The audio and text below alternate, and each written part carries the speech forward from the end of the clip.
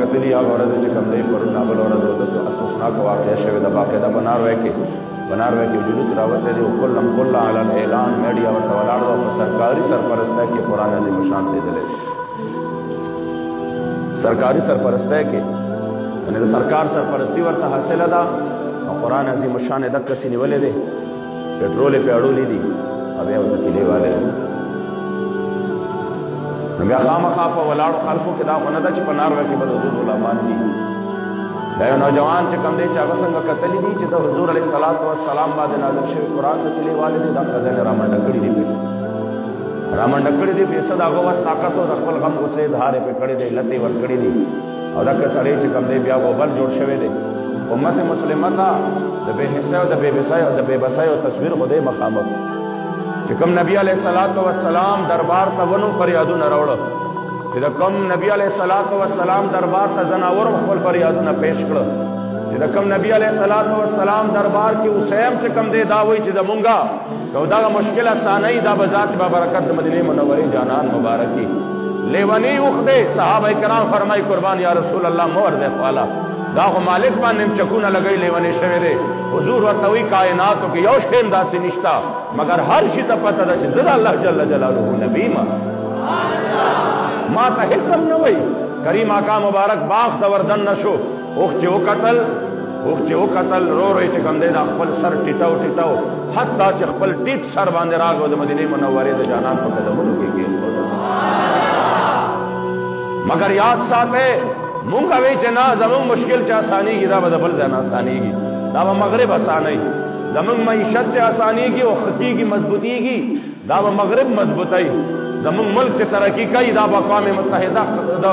تحت چې کوم دی کشمیر به ازادېږي او زمونږ ملک چې ترقي کوي نو دا به چې کوم دی موږ څه کوو د دې مغرب غلامي به کوو د IMF غلامي به کوو نو دا زمونږ ملک به ترقي کوي بیا نو چې کله مونږ دغې ته اسره کړه نو ورشه وګوره قرآن سیدلی کېږي ستا د سترګو په وړاندې سیدلی کېږي مګر یاد ساتئ د ریاست مدینه دعویداران دومره هم نشي کولی چې سترګې خو راوباسي دغې ناروی والا ته چې خبردار سفیر درغې واپس کولی شي داسې سوال نه پیدا کېږي د هغې په مصنوعاتو باندې بایکاټو لګوي او مضبوطه جټکه ورله ورکړي چې خبردار دا قرآن عظیم الشان چې دی د ټول ژوند زموږ دستور العمل دی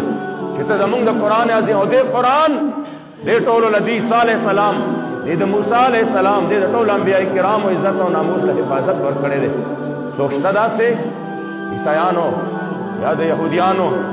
څوک شته داسې چې مسلمان په مخ کې باندې به د عیسی علیه السلام ګستاخي وشو دا مسلمان به سړی پرېږدي هم دې قرآن ورکړی دی هغې له عزت د هغې انبیاو له عزت ورکړی دی نن هغه قرآن سیزلی کېږي زما د مدینې منورې د جانان په سینه مبارکه باندې نازل شوی دی مګر یاد ساتئ قوم مکمل طور باندې اوده پروت دی څوک تپوس هم نشي کولی چې تپوس کوې نو دا دهشتګردي دي په خپل ملک کې بدامني راولي څومره د افسوس خبره ده داسې چېرته شوي دي چې د اسلامي اقدارو کله مذاق اړوېږي موږ تپوس قدر نشو کولی او بیا دعوې هم دا کوو چې موږ ریاست مدینه قایمو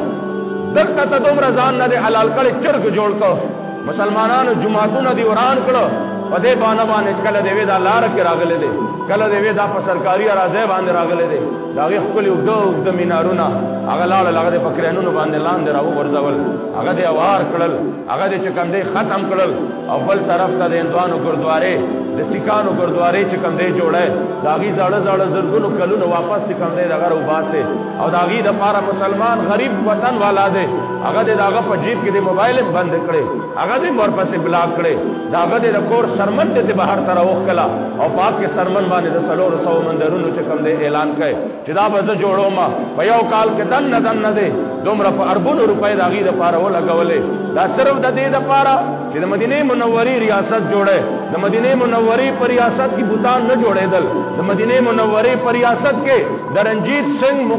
مجسمې نه جوړېدې هغه چې کوم دی جوړېدل نه د مدینې منورې ریاست چې قایم شو او په لومبنۍ ورځ زما جانان مکې معظمې ته رادننه شو نو چې کله ورته ننه شو 360 بوتان په یو ځای باندې زما جانان مبارک ټوکړې کړي دي